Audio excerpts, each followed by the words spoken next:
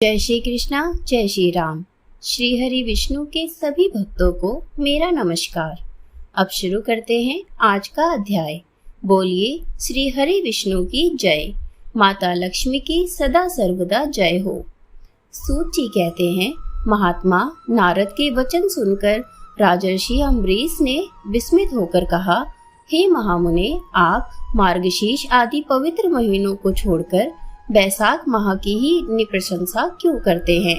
उसी को सब मासों में श्रेष्ठ क्यों बतलाते हैं?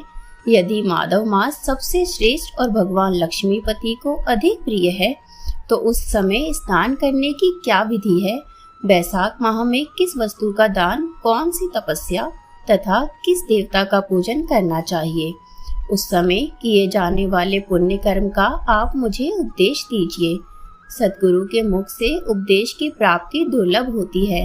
उत्तम देश और काल का मिलना भी बड़ा कठिन होता है। राज्य प्राप्ति आदि दूसरे कोई भी भाव हमारे हृदय को इतनी शालीनता नहीं प्रदान करते जितनी कि आपका ये समागम। नारद जी ने कहा, हे राजन सुनो, मैं संसार के हित के लिए तुमसे माधव मास की विधि का वर्णन करता हूँ। जैसा कि पूर्व काल में ब्रह्मा जी ने बतलाया था, पहले तो जीव का भारतवर्ष में जन्म लेना ही बहुत दुर्लभ है। उससे भी अधिक दुर्लभ है वहाँ पे मनुष्य की योनि में जन्म लेना। मनुष्य होने पर भी अपने अपने धर्म के पालन में प्रवृत्ति होनी तो और भी कठिन है। उससे भी अत्यंत दुर्लभ है भगवान वासुदेव में भक्ति और उसके होने पर भी माधव मास में स्नान आदि का सुयोग मिलना तो और भी ज्यादा कठिन है। माधव मास लक्ष्मीपति को बहुत प्रिय है। माधव मास को पाकर जो विधि पूर्वक स्नान, दान तथा जप आदि का अनुष्ठान करते हैं, वह ही मनुष्य धन्य एवं कृतकृत्य है। उनके दर्शन मात्र से पापियों के भी पाप दूर हो जाते हैं और वे भगवत भाव से भावित होकर धर्माचरण के अभिलाषी बन जाते हैं। बैसाख माह के जो एकादशी से लेकर पूर्णिमा तक अंतिम 5 दिन होते हैं, वह समूचे महीने के समान महत्व रखते हैं। हे राजेंद्र, जिन लोगों ने बैसाख माह में भली भांति के उपचारों द्वारा मधु दैत्य के मारने वाले भगवान लक्ष्मीपति का पूजन कर लिया, उन्होंने अपने जन्म का फल पा लिया। भला कौन सी ऐसी अत्यंत दुर्लभ वस्तु है जो बैसाख के स्नान तथा विधि पूर्वक भगवान के पूजन से नहीं प्राप्त होती? जिन्होंने दान, होम, जप, तीर्थ में प्राण त्याग तथा संपूर्ण पापों का नाश करने वाले भगवान श्री नारायण का ध्यान नहीं किया, उन मनुष्यों का जन्म इस संसार में व्यर्थ ही समझना चाहिए। जो धन के रहते हुए भी कंजूसी करते हैं, दान आदि किए बिना ही मर जाते हैं, उनका धन व्यर्थ है। हे राजन, उत्तम कुल में जन्म, अच्छी मृत्यु, श्रेष्ठ भोग, सुख, सदा दान करने में अधिक प्रसन्नता, उदारता तथा उत्तम धैर्य, ये सब कुछ भगवान विष्णु की कृपा से ही प्राप्त होते हैं। महात्मा नारायण के अनुग्रह से ही मनोवांछित सिद्धियां मिलती हैं। जो कार्तिक में, माघ में तथा माधव को प्रिय लगने वाले बैसाख महीने में स्नान करके मधुहंता लक्ष्मीपति दामोदर की विशेष विधि के साथ भक्ति पूर्वक पूजा करता है और अपनी शक्ति के अनुसार दान देता है, वह मनुष्य इस लोक का सुख भोग कर अंत में श्री हरि के पद को प्राप्त होता है। धूप जैसे सूर्योदय होने पर अंधकार नष्ट हो जाता है, उसी प्रकार बैसाख माह में प्रातः स्नान करने से अनेक जन्मों की उपार्जित पापी राशि नष्ट हो जाती है। यह बात ब्रह्मा जी ने मुझे बताई थी। भगवान विष्णु जी ने माधव मास की महिमा का विशेष प्रचार किया है। अतः इस महीने के आने पर मनुष्यों को पवित्र करने वाले पुण्य जल से परिपूर्ण गंगा तीर्थ, नर्मदा तीर्थ, यमुना तीर्थ तथा सरस्वती तीर्थ में सूर्योदय से पहले स्नान करके भगवान मुकुंद की पूजा करनी चाहिए।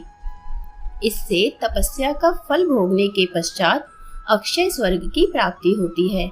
भगवान श्री नारायण अनामय, रोग व्याधि से रहित हैं। उन गोविंद देव की आराधना करके तुम भगवान का पद प्राप्त कर लोगे। हे राजन, देवादिदेव लक्ष्मीपति पापों का नाश करने वाले हैं। उन्हें नमस्कार करके चैत्र की पूर्णिमा को इस व्रत का आरंभ करना चाहिए।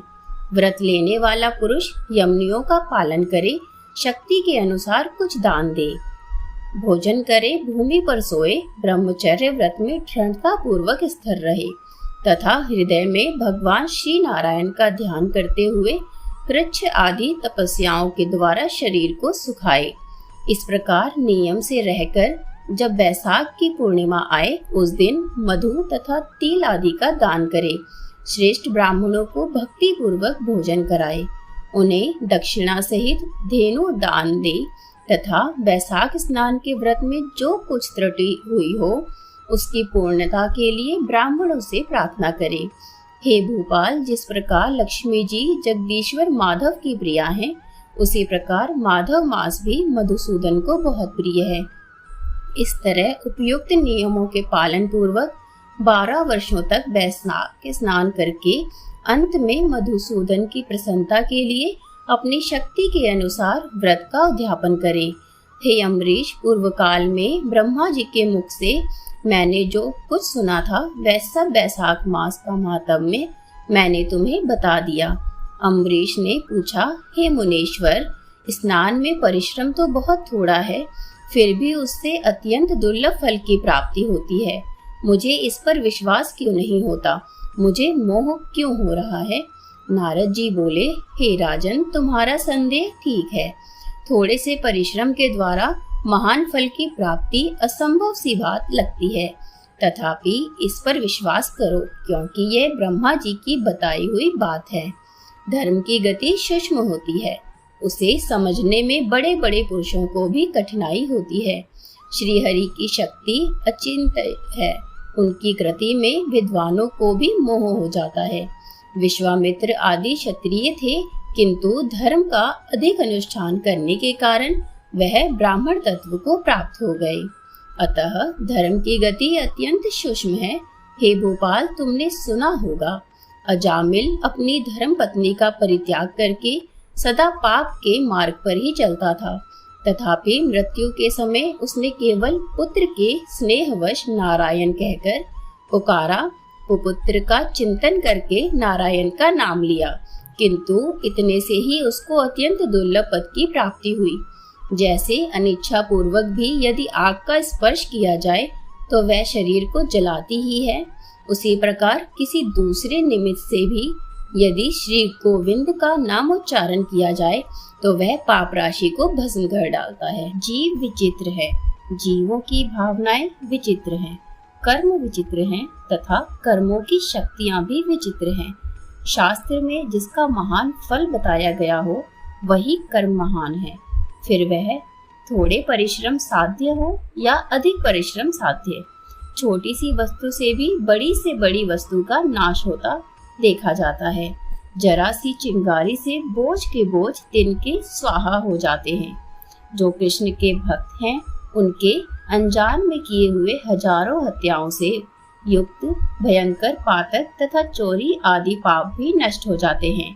हे वीर, जिसके हृदय में भगवान श्री विष्णु की भक्ति है वह विद्वान पुरुष यदि थोड़ा सा भी पुण्य कर्म करता है तो वह अक्षय फल देने वाला होता है।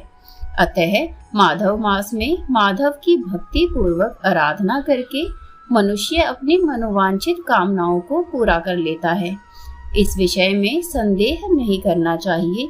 शास्त्रोक्त विधि से किया जाने वाला छोटे से छोटे कार्य भी क्यों ना हो, उसके द्वारा बड़े से बड़े पाप का भी क्षय हो जाता है तथा उत्तम कर्म की वृद्धि होने लगती है। हे राजन, भाव तथा भक्ति दोनों की अधिकता से फल में अधिकता होती है। धर्म की गति सूक्ष्म है, वह कई प्रकार से जानी जाती है। महाराज, जो भाव से हीन है, जिसके हृदय में उत्तम भाव एवं भगवान की भक्ति नहीं है, वह अच्छे देश तथा काल में जाकर जीवन भर पवित्र गंगा जल से नहाता और दान देता रहे तो भी कभी शुद्ध नहीं हो सकता, ऐसा मेरा मानना है। अतः अपने हृदय कमल में शुद्ध भाव की स्थापना करके वैशाख माह में प्रातः स्नान करने वाला जो विशुद्ध चित्त पुरुष भक्ति पूर्वक भगवान लक्ष्मी की पूजा करता है और नारायण की पूजा करता है, उसके पुण्य का वर्णन करने की शक्ति मुझ में बिल्कुल भी नहीं है। अतः हे गोपाल, तुम वैशाख माह के फल के विषय में विश्वास करो। छोटा सा शुभ कर्म भी सैकड़ों पाप कर्मों का नाश करने वाला होता है। जैसे हरि नाम के भय से राशि राशि पाप नष्ट हो जाते हैं। आज का अध्याय संपूर्ण। कल पुनः उपस्थित होंगे आगे के अध्याय के साथ। बोलिए श्री विष्णु भगवान की जय हो। माँ लक्ष्मी की सदा सर्वदा जय हो। वीडियो अच्छी लगी हो तो वीडियो को लाइक करें और चैनल को सब्सक्राइब करना भी ना भूलें।